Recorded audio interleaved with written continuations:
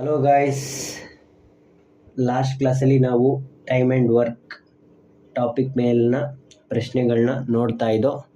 ಈ ಕ್ಲಾಸಲ್ಲೂ ಕೂಡ ಅದೇ ಟಾಪಿಕ್ಸ್ ಟೈಮ್ ಆ್ಯಂಡ್ ವರ್ಕ್ ಕ್ಲಾಸ್ನೇ ಮುಂದುವರ್ಸೋಣ. ನೋಡಿ, ನೆಕ್ಸ್ಟು ಈ ಟೈಪ್ ಕ್ವಶನ್ನು ಕೂಡ ಎಕ್ಸಾಮಲ್ಲಿ ಕೇಳಿರುವಂಥದ್ದೇ. ಪ್ರಶ್ನೆ ನೋಡೋಣ ಬನ್ನಿ. A and B together can finish a work in 6.75 days. A alone can finish the same work in 9 days. So, in how many days will B alone finish the work? ನೋಡಿ, A ಮತ್ತು B ಇಬ್ಬರೂ ಸೇರಿ ಒಂದು ಕೆಲಸವನ್ನ ಎಷ್ಟು ದಿನದಲ್ಲಿ ಮುಗಿಸ್ತಾರಂತೆ? 6.75 days ಅಂತ ಹೇಳಿದ್ದಾರೆ. ಎ ಒಬ್ಬನೇ ಅದೇ ಕೆಲಸನ ಎಷ್ಟು ದಿನದಲ್ಲಿ ಮುಗಿಸ್ತಾನೆ ಅಂದರೆ 9 ಡೇಸಲ್ಲಿ ಮುಗಿಸ್ತಾನಂತೆ. ಸೊ ನಮ್ಗೆ ಯಾವುದು ಬಿ ಒಬ್ಬನೇ ಆ ಕೆಲಸನ ಎಷ್ಟು ದಿನದಲ್ಲಿ ಮುಗಿಸ್ತಾನೆ ಅಂತ ಕೇಳಿದರೆ ಇದು ಪ್ರಶ್ನೆ ಇದೆ. ಸೊ ಇಲ್ಲಿ ನಮಗೆ ಕನ್ಫ್ಯೂಸ್ ಮಾಡಲಿಕ್ಕೋಸ್ಕರ ನೋಡಿ 6.75 ಡೇಸ್ ಅಂತ ಕೊಟ್ಟಿದ್ದಾರೆ. ಇದನ್ನ ನಾವು ಫ್ರ್ಯಾಕ್ಷನ್ ಮಾಡ್ಕೊಂಡು ನೋಡಿ 6.75ನ 3/4 ಅಂತ ಬರ್ಕೋಬೋದಲ್ವಾ? ಸೊ ಇದು mixed fraction. Normal fraction convert ಮಾಡಿದ್ರೆ 6 × 4 24, 24 + 3 27, 27 ಡಿವೈಡೆಡ್ ಬೈ 4 ಅಂತ ಬರ್ಕೋಬೋದಲ್ವಾ? 6.75ನ ನಾವು 27/4 ಅಂತ ಬರ್ಕೋಬೋದಲ್ವಾ? ಸೊ ನೋಡಿ,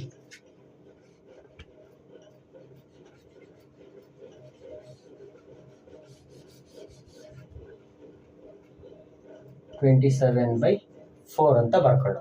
ಸೊ ಎ ಪ್ಲಸ್ ಬಿ, ಇವೆರಡಕ್ಕೂ ನಾವು ಎಲ್ ಸಿ ಎಮ್ ತಗೊಳ್ಳೋಣ. ಎಲ್ ಸಿ ಎಮ್ ಎಷ್ಟಾಗುತ್ತೆ? 27, 9ಗೆ ಎಲ್ ಸಿ ಎಮ್ ಎಷ್ಟು? 27. ಸೊ 27 ಮತ್ತು 9ಗೆ ಎಲ್ ಸಿ ಎಮ್ 27 ಆಯಿತು ಅಂದರೆ ಇವ ಎ ಪ್ಲಸ್ ಬಿ ಅನ್ನೋನು ಒಂದು 27 ಅಷ್ಟು ಕೆಲಸನ 27/4 ಡೇಸಲ್ಲಿ ಮುಗಿಸಿದ್ರೆ ಒಂದಿನಕ್ಕೆ ಎಷ್ಟು ಕೆಲಸ ಮುಗಿಸ್ತಾನೆ? 4 ಅಷ್ಟು ಕೆಲಸ ಮುಗಿಸ್ತಾನೆ. ಸೇಮ್ ಅದೇ ರೀತಿ ಎ ಅನ್ನೋನು 27 ಅಷ್ಟು ಕೆಲಸನ 9 ಡೇಸಲ್ಲಿ ಮುಗಿಸ್ತಾನೆ ಅಂದರೆ ಒಂದಿನಕ್ಕೆ ಎಷ್ಟು ಕೆಲಸ ಮಾಡ್ತಾನೆ? 927 ಅಂದರೆ 3 ಅಷ್ಟು ಕೆಲಸ ಮುಗಿಸ್ತಾನೆ. ಇದೇನು ಗೊತ್ತಾಯ್ತಲ್ವ 4 ಹೆಂಗೆ ಬಂತು ಅಂತ? ನೋಡಿ, 27 ಅಷ್ಟು ಕೆಲಸನ 27/4 ಡೇಸಲ್ಲಿ ಮುಗಿಸ್ತಾನೆ ಅಂದರೆ ಒಂದಿನಕ್ಕೆ ಎಷ್ಟು ಅಂತ? 27 ಕ್ಯಾನ್ಸಲ್ ಆಗುತ್ತೆ, 4 ಇಲ್ಲಿ ಮೇಲಕ್ಕೆ ಹೋಯ್ತು ಅಂದರೆ 4 ಉಳ್ಕತ್ತು. ಸರಿ ಅಲ್ವಾ? ಅದೇ ರೀತಿ ಇದನ್ನು ಕೂಡ 27 ಕೆಲಸನ ಎ ಅನ್ನೋನು 9 ದಿನ ತಗೋತಾನೆ ಅಂದರೆ ಒಂದಿನಕ್ಕೆ ಎಷ್ಟು ಕೆಲಸ ಮಾಡ್ತಾನೆ ಅಂದರೆ 3 ಕೆಲಸ ಮಾಡ್ತಾನೆ. ಸೊ 3 ಬಂತಲ್ವಾ?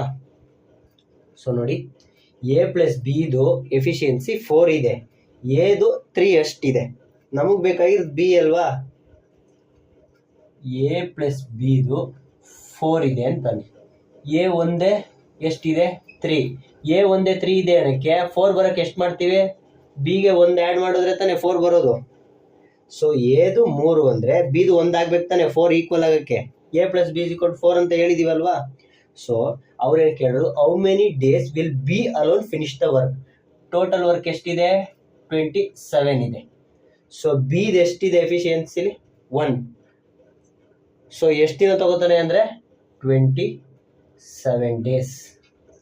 ಸೊ ಬಿ ಅನ್ನೋನು ಅದೇ ಕೆಲಸ ಮಾಡಲಿಕ್ಕೆ 27 ಡೇಸ್ ತಗೋತಾನಂತೆ ಫ್ರೆಂಡ್. ನೋಡಿ, ಇನ್ನೊಂದ್ಸಲಿ ಪ್ರಶ್ನೆನ ಓದೋಣ. ಇನ್ನೊಂದ್ಸಲಿ ಅರ್ಥ ಮಾಡ್ಕೊಳ್ಳೋಕ್ಕೆ ಟ್ರೈ ಮಾಡಿ ಫ್ರೆಂಡ್ಸ್. ಸ್ವಲ್ಪ ಟ್ರಿಕ್ಕಿ ಆಗಿದೆ, ಬಟ್ ಒಂದ್ಸಲಿ ಹೇಳಿದ್ರೆ ಅರ್ಥ ಆಗಲ್ಲ. 1 2 to 3 ಟೈಮ್ಸ್ ನೀವು ಅದನ್ನೇ ನೋಡ್ಕೊಂಡು ಅಬ್ಸರ್ವ್ ಮಾಡ್ತಾ ಇದ್ರೆ ಕಾನ್ಸೆಪ್ಟುವಲ್ ವೈಸ್ ಅರ್ಥ ಆಗುತ್ತೆ. ಎ ಮತ್ತು ಬಿ ಅನ್ನೋರು ಒಂದು ಕೆಲಸನ 6.75 ಡೇಸಲ್ಲಿ ಮುಗಿಸ್ತಾರಂತೆ. ಸೊ ಎ ಒಬ್ಬನೇ ಅದೇ ಕೆಲಸನ 9 ದಿನದಲ್ಲಿ ಮುಗಿಸ್ತಾನಂತೆ. ಅವ್ರೇನು ಕೇಳೋದು ಪ್ರಶ್ನೆ, in how many days B will alone ಅಂದರೆ ಒಬ್ಬನೇ, ಬಿ ಒಬ್ಬನೇ ಅದೇ ಕೆಲಸನ ಎಷ್ಟು ದಿನದಲ್ಲಿ ಅಂತ ಕೇಳಿದ್ದಾರೆ. ಇಲ್ಲೇನು ಫಸ್ಟು ಟ್ರಿಕ್ಕಿ ಅಂದರೆ ಏನು ಅಂದರೆ 6.7 ಡೇಸ್. ಈಗ ನಾವು ಲಾಸ್ಟಲ್ಲಿ ಈಗ ನೋಡಿ ಎ ಅನ್ನೋನು 9 ದಿನ 12 ದಿನ ಆ ಥರ ಕೊಟ್ಟಿದ್ರೆ ನಿಮಗೆ ಸ್ವಲ್ಪ ಈಸಿ ಆಗ್ತಾಯಿತ್ತು. ಬಟ್ ಇಲ್ಲಿ ನಿಮ್ಗೆ ಕನ್ಫ್ಯೂಸ್ ಮಾಡೋಕ್ಕೋಸ್ಕರನೇ 6.75 ಡೇಸ್ ಅಂತ ಕೇಳಿದ್ದಾರೆ. ಆ 6.75 ಡೇಸ್ನ ನಾವು ಏನಂತ ಬರ್ಕೋತೀವಿ ಅಂದರೆ 6.7 ನಾವು 7.5 3/4 ಅಂತ ಮಿಕ್ಸ್ಡ್ ಫ್ರಾಕ್ಷನ್ ಬರ್ಕೋತೀವಿ. ಈ ಮಿಕ್ಸ್ಡ್ ಫ್ರಾಕ್ಷನ್ ಅನ್ನ ನಾವು ನಾರ್ಮಲ್ ಫ್ರಾಕ್ಷನ್ ಮಾಡ್ಕೋಬೇಕು ಅಂದ್ರೆ 6 × 4 24 24 + 3 27 /4 ಸರಿನಾ. a + b ಅನ್ನೋನು 27/4 ಡೇಸು ಇಬ್ರೂ ಒಂದು ಕೆಲಸ ಮುಗಿಸ್ತಾರೆ. ಎ ಅನ್ನೋರು 9 ದಿನದಲ್ಲಿ ಮುಗಿಸ್ತಾರೆ. ಸೊ 27/4 ಮತ್ತು ಎದು 9 ಇವೆರಡರ LCM ಎಷ್ಟು ಬರುತ್ತೆ? 27 ಬರುತ್ತೆ. ಸೊ ಇವೆರಡರ LCM ಅಂದರೆ a + bದು ಎಷ್ಟು ಇದಾಗುತ್ತೆ ಎಫಿಷಿಯನ್ಸಿ? 4 ಆಗುತ್ತೆ. ಎ ಒಬ್ಬಂದು 3 ಆಗುತ್ತೆ. ನಮಗೆ ಎದು ಗೊತ್ತು 3, a + b ಗೊತ್ತು 4. ಬಿದು ಎಷ್ಟಾಗುತ್ತೆ ಅಲ್ಲೋನು? 1 ಆಗಲೇಬೇಕು ತಾನೆ. a + b 4 ಅಂದರೆ ಎದು 3 ಆಯಿತು ಅಂದರೆ ಬಿ 1 ಹಾಕಿದ್ರೆ ತಾನೆ 4 ಆಗೋದು a + bದು. ಸೊ ಅವ್ರ ಎಫಿಷಿಯನ್ಸಿ ಎಷ್ಟಿದೆ? 1 ಇದೆ. ಟೋಟಲ್ ವರ್ಕ್ ಎಷ್ಟಿದೆ? 27 ಇದೆ. ಸೊ ಅವರಿಬ್ರು ಬಿ ಒಬ್ಬನೇ ಆ ಕೆಲಸನ ಎಷ್ಟು ದಿನದಲ್ಲಿ ಮುಗಿಸ್ತಾನೆ ಅಂದರೆ 27 ದಿನದಲ್ಲಿ ಮುಗಿಸ್ತಾನೆ ಫ್ರೆಂಡ್. ಅರ್ಥ ಆಯ್ತಲ್ವಾ? ಬನ್ನಿ ನೆಕ್ಸ್ಟ್ ಟೈಪ್ ಆಫ್ ಪ್ರಶ್ನೆನ ನೋಡೋಣ.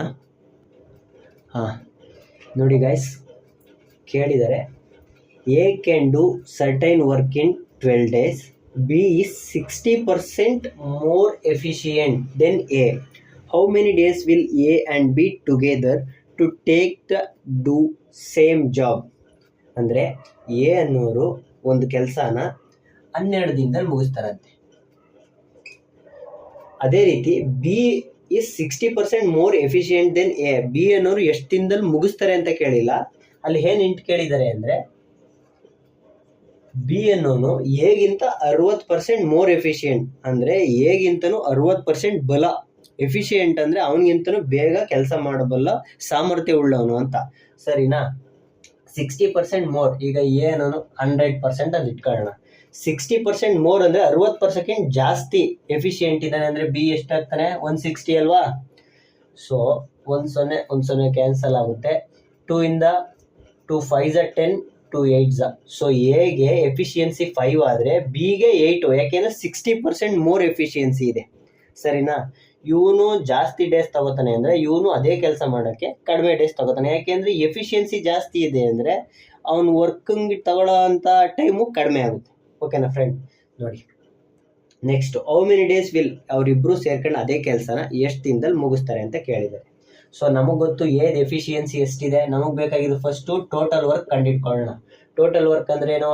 ಎಫಿಷಿಯನ್ಸಿ ಏದು ತಾನೇ ಕೊಟ್ಟಿರೋದವರು ನಂಬರ್ ಆಫ್ ಡೇಸು 12 ಇದೆ, ಬಟ್ ಏದು ಎಫಿಷಿಯನ್ಸಿ ಎಷ್ಟಿದೆ? 5 ಇದೆ. ಸೊ 12 × 5 60 ಆಯಿತು. ಇದು ಟೋಟಲ್ ವರ್ಕು. ಅವ್ರೇನು ಕೇಳಿರೋದು? ಅವರಿಬ್ಬರು ಸೇರ್ಕೊಂಡು ಆ ಟೋಟಲ್ ವರ್ಕ್ನ ಎಷ್ಟು ದಿನದಲ್ಲಿ ಮುಗಿಸ್ತಾರೆ ಅಂತ.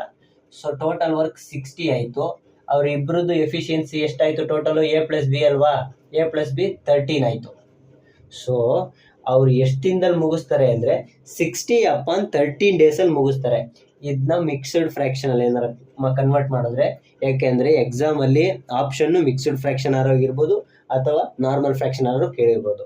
ಸೊ 13 4 13 4 52 4 52 ಎಷ್ಟು ಮಿಕ್ಕದು? 8. ಸೊ 4/8/13 ಡೇಸಲ್ಲಿ ಇಬ್ಬರು ಸೇರ್ಕೊಂಡು ಆ ಕೆಲಸನ ಮುಗಿಸ್ತಾರೆ ಫ್ರೆಂಡ್ಸ್.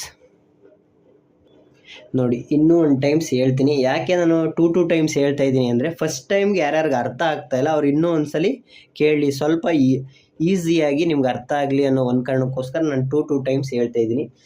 ಎ ಅನ್ನೋನು ಯಾವುದೋ ಒಂದು ಕೆಲಸನ ಮುಗಿಸ್ಲಿಕ್ಕೆ 12 ದಿನ ತಗೋತಾನಂತೆ. ಬಿ ಅನ್ನೋನು ಅದೇ ಕೆಲಸ ಮುಗಿಸ್ಲಿಕ್ಕೆ ಎಷ್ಟು ದಿನ ತಗೋತಾನೆ ಅಂತ ಕೇಳಿಲ್ಲ ಡೈರೆಕ್ಟಾಗಿ. ಅವ್ರು ಇಂಡೈರೆಕ್ಟಾಗಿ ಏನು ಕೇಳಿದ್ದಾರೆ ಅಂದರೆ ಎಗಿಂತನೂ ಬಿನು 60% ಮೋರ್ ಎಫಿಷಿಯೆಂಟ್ ದೆನ್ ಎಗಿಂತನೂ 60% ಮೋರ್ ಎಫಿಷಿಯೆಂಟ್ ಅಂತ ಕೇಳಿದ್ದಾರೆ. ಸೊ ನಾವು ಎಕ್ಸಾಂಪಲ್ ಆಗಿ ಎ 100% ಮಾಡ್ತಾನೆ ಅಂದರೆ ಬಿ 60% ಮೋರ್ ಅಂದರೆ 160 ಆಯ್ತಲ್ವಾ? 60ರಷ್ಟು ಜಾಸ್ತಿ ಅಂದರೆ 160 ಆಗುತ್ತೆ. ಸೊ ನಾವು 0ಗೆ 0 ಕ್ಯಾನ್ಸಲ್ ಮಾಡಿ ಸಿಂಪ್ಲಿಫೈ ಮಾಡ್ಕೋತೀವಿ. ಎಗೆ 5 ಬರುತ್ತೆ, ಬಿಗೆ 8 ಬರುತ್ತೆ. ಸೊ ಇದೇನು ಅವ್ರ ಎಫಿಷಿಯನ್ಸಿ. ಎ ಅನ್ನೋನು 5ರಷ್ಟು ಕೆಲಸ ಮಾಡಿದ್ರೆ ಬಿ ಅನ್ನೋನು 60% ಮೋರ್ ಅಂದರೆ 8ರಷ್ಟು ಕೆಲಸ ಮಾಡಬಲ್ಲ ಸಾಮರ್ಥ್ಯ ಇದ್ದೇ ಇರುತ್ತೆ ಅವನಿಗೆ. ಸರಿನಾ? ಸೊ ನಮಗೆ ಗೊತ್ತು ಟೋಟಲ್ ವರ್ಕ್ ಕಂಡಿಡ್ಕೊಳ್ಳೋಣ. ಟೋಟಲ್ ವರ್ಕ್ ಅಂದರೆ ನಂಬರ್ ಆಫ್ ಡೇಸ್ ಏದು ಕೊಟ್ಟಿದ್ದಾರೆ 12 ಆಯಿತು. ಏದು ಎಫಿಷಿಯನ್ಸಿ ಎಷ್ಟು ಗೊತ್ತಾಯಿತು? 5 ಆಯಿತು. ಸೊ 12 × 5 60 ಆಯಿತು. 60 ಅಂದರೆ ಟೋಟಲ್ ವರ್ಕ್ ಅಂತ ಗೊತ್ತಾಯಿತು. ನಮಗೆ ಟೋಟಲ್ ವರ್ಕ್ ಬೇಕು ಅಂದರೆ ಈಗ ಅವರಿಬ್ಬರು ಸೇರ್ಕೊಂಡು ಆ ಟೋಟಲ್ ವರ್ಕ್ ಎಷ್ಟು ದಿನದಲ್ಲಿ ಮುಗಿಸಿದ್ದಾರೆ ಅಂದರೆ ಇವರಿಬ್ರದ್ದು ಎಫಿಷಿಯನ್ಸಿ ಎಷ್ಟಿದೆ ಆ್ಯಡ್ ಮಾಡ್ಕೊಂಡ್ರೆ 13 ಆಯಿತು. ನಮ್ಗೆ ಟೋಟಲ್ ವರ್ಕ್ 60 ಆಯಿತು. ಇವೆರಡು ಡಿವೈಡೆಡ್ ಬೈ ಮಾಡ್ಕೊಂಡ್ರೆ ನಮಗೆ 4/18 8/13 ಡೇಸ್ ಸಿಕ್ತು. ಗೊತ್ತಾಯ್ತಾ ಗೈಸ್?